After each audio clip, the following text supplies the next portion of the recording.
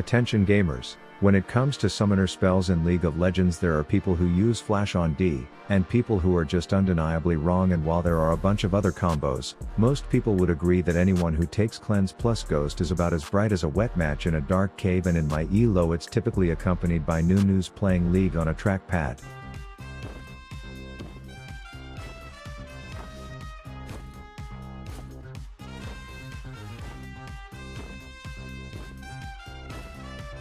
And apparently even at higher ELOs running this combo is a telltale sign of a capital T troll capital D douche canoe. As you can see, its pick rate is so low it doesn't even show up on most lists. But if we take a filter flight over to the top ranks in Korea, where I would say a few decent players tend to hang out, we can see that on a variety of champs, this seemingly reportable summoner spell combination is becoming the most popular choice, with win rates that make my eyebrows pop up like they are ODing on Viagra, so I figured it's worth taking a deeper look. Korea is known for wild strats like the level 1 Nyla proxy, the base get level 6 at 4 minutes with a buddy nonsense, but I'm self-aware enough to know if I tried that in my ELO the kill motivated enemy teams would just back and sucker punch me in the dick, putting me way behind while my team is sending me Amazon links to nooses and offering to chip in if I buy one. So while something like that is a bit too ballsy for me to try in my silver ELO NA games, I figured I can swap a few summoner spells and see why Faker and company are cleaning up the rift with the combo. The first champ this apparently works on is Nyla with the normal Nyla build, but unless you water bend regularly that won't help you, which is why I've relied on FaceCheck for probably 2 years to help me. For starters, it tells me the best bans for the champ I'm hovering, and then I can see the common runes or builds for the champ and import them directly into the client if need be. The theme of this video is about weird metas pros are finding, so you can also see the latest builds for that champ that one tricks and pros are trying. Once I load into the game I can get access to the scouting report of the people I will be hanging out with, like how it says Kanye is rusty, which aligns with the very first thing he says, and then when the hula hooper tries to relate I can tell that she's just a liar. Kane proves he wasn't lying, but after a bit of coaching we are able to celebrate a double homicide together. And since this is League, I obviously went on to have a great performance with top tier CS and an even better relationship with my support who never got caught out, which didn't result in a super fed enemy team and a one-sided painful game that I just wanted to get out of. But afterwards, since I would never blame a teammate for my own mistakes, I use FaceCheck's post-game comparison tools to find all the places in my game that could use improvement in case I wasn't already a flawless player. So I'd recommend trying all the convenience that this app provides, as it's totally free, so check the link below and let's get into game 2. Attempt 2 was on Katara as well, and things were off to a good start as we hit 2 first courtesy of the reverse Benjamin Button age accelerating disorder known as Nyla passive, and a dank trade followed as a result. But 5 minutes in my support was like, bro, why is this bride acting AFK like she wants us to attack her? And I was just like, I don't know, maybe there's a hungry ass Tesla branded bear in the shrubs? And he was like, nah, it can't be that. But it turns out a totally obvious bait did indeed turn out to be a bait, and Brand was burnt like a neglected pizza roll in the oven as a result.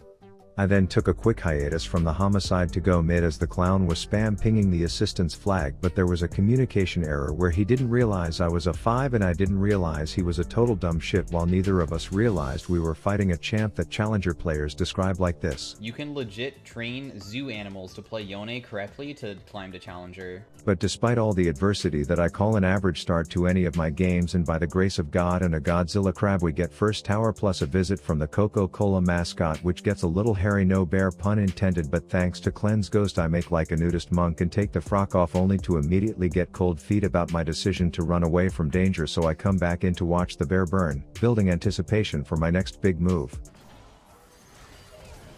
And then I reunite with the crowd when Ellen DeGeneres gives away 300 gold to one of us, and then I claim my own with a tassel whack on the blood bride right after. Then maybe I'm old-fashioned cause I grew up in the 90s, but I thought it was pretty normal practice to take bot lane tower and then head mid. But unfortunately when it comes to this Shako, closed minds don't come with closed mouths, so I educate him on tutorial level League knowledge, to which he is like, hey, what is 2 thumbs 12% health, and just poured it into a bad decision. And I'm like, I'd point at the clown but I'm not sure which one is you, as I stay focused on putting Morg in the morgue while getting fruit ninja'd. And thankfully Yone's mom said he couldn't hang out for long tonight, so I get out alive. Fun fact, Nyla's W blocks any auto attack effect, for example Volibear's stun, like I didn't show here, but at least you know you can use both W and cleanse at the same time when neither are needed right after, to make sure you get away from And try to not let your jaws hit the floor in shock, but our silver elo 35% win rate AP Shaco mid was not performing well, as he was now demonstrating how he can split himself in two and manage to get killed twice as I come in and take these shitters to Niagara Falls before slipping out the back door. That said, 27 minutes and I finally got my first taste of the Korean barbecue summoner spell special. As you can see, I went straight for the whole take your shirt off, spin it round your head like a helicopter PD Pablo, only to get curb stomped and exhausted, so I cleansed that shit and ghosted some zoomies into my asshole, which got me out, and left them with no cooldowns to deal with my coworkers, as I then had to speed to come empowered womaning back in when the ghost was clear, no pun intended, to nab my double. Side note, to prove I actually use the softwares that sponsor me when I was dead as shit, I opened up FaceCheck to see what the hell I should be building forth, but while that decision was made easy for me, the game was getting out of control as we were resorting to stealing things instead of being able to earn them ourselves, as the troll-ass AP Joker was split pushing, and when it came time to decide if my team wanted to simply clear the next minion wave and either wait for respawns or to die looking for a dumbass fight not near a wave causing us to lose the game, they unsurprisingly chose the latter, so attempt number 2 was in fact a number 2 because it was shit and I was on to the next champ that this apparently works on, Obama. And I guess it was just my lucky day, because when I locked Cleanse Ghost, my support decided Warwick would be a fitting match, but jokes on him, I had a pet poodle who had a stroke in middle school, so I was experienced in dealing with brain dead dogs, and I couldn't really hate because every time I had to back from getting poked out of lane he would roam and get kills elsewhere. But we got in a weird standoff with K-pop your ass Soraka literally 4 seconds after we saw their jungler at his red, so I'm like, Warwick, come here buddy, treat come to daddy, but he's like, I want to bite this pink slut instead, so to absolutely no one's surprise he gets cream pied like a taint on the P-hub. That said, possibly the only benefit I can think of when having a Warwick support is having his ult to pin down Frosted Flake flavored Ezreal, so you can unload a Coke Mentos bullet bus in their direction before hitting a finisher under tower and escaping the forest circus that comes in looking for revenge right after. Anyways, I head mid, don't ask me why, and even though Discount Aladdin has 2 levels on me, I know from Rift Alexa announcing his deaths all game that he's understaffed in the thinking department, so I kill him off before Soraka can say the words Astral Infusion, and then I cleanse myself of her petty silence as I ask her to freaking sit still so I can properly kill her. And I'm not sure what her game plan was, but she was always like off to the side just begging for a serving of bullet, but I guess it's because it didn't matter because Riot Games recently released a new champion, and in case you are new to the way this typically goes, I do no damage to him because he's a tank, which is fair, but then at this exact point I'm thinking no player champ, human, amphibian, whatever the fuck is playing should be able to be in that bad of a position and come out on top, right?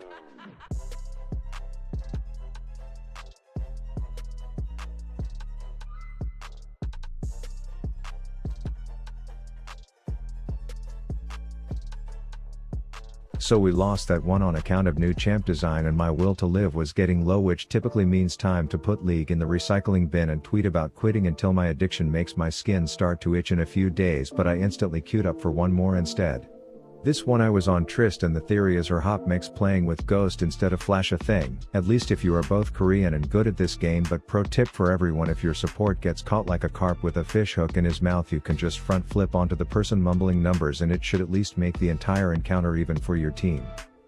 Then I get this weird feeling that there's a little sneaky hookup going on between an upright donkey and a dragon, straight Shrek style, so I come in to take pictures for my Rift Bestiality OnlyFans page, but turns out Kindred would rather die than have his dad see the pictures of what he was trying to do with Dragon, me and the old ass amputee, then pretend like we are just clueless morons who don't know how to correctly path back to lane, which was probably easy for the Swain, but then we say surprise meet our team's tall walking blunt, so I hop onto the bony one and play a rather careless speed run of Minesweeper before requiring Taco to donate his flash to spare his life.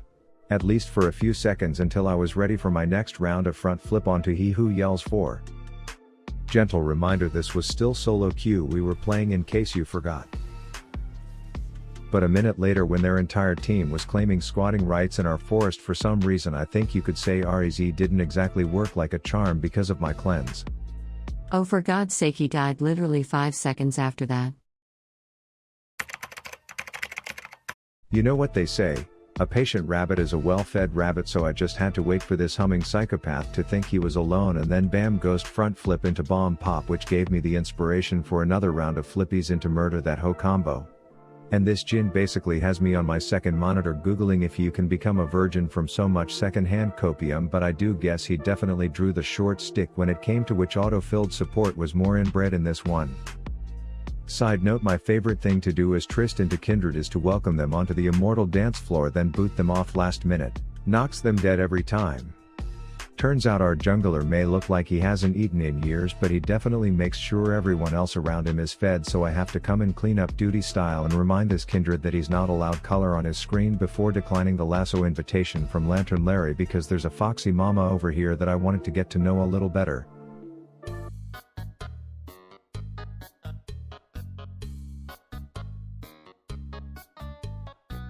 They fall for it every time.